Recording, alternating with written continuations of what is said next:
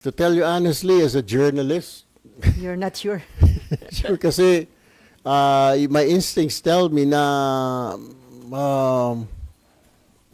gagawa at gagawa ng paraan. May mga gagawa at gagawa ng paraan eh. Di ba?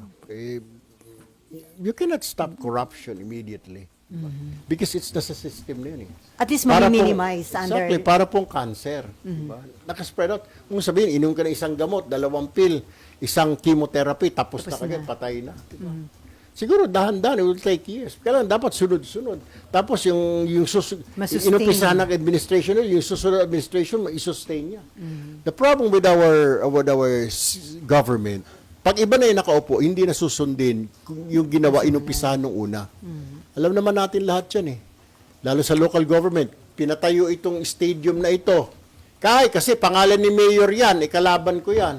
Sa kanya yung credit. Ganun nangyayari. Sasabihin, credit ni Kwan yan, credit ni BBM yan, kaya hindi ko gagawin.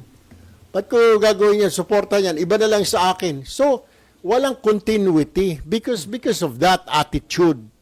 Makikredit yan sa BBM administration, makikredit yan sa Duterte administration, makikredit yan sa Aquino administration. Wala bang continuity? Yun yung sinasabi yun natin, yun ang observation ko. Kahit kayo as journalist, alam naman ho ninyo yan, di ba? Yun ang problema dito sa gobyerno natin.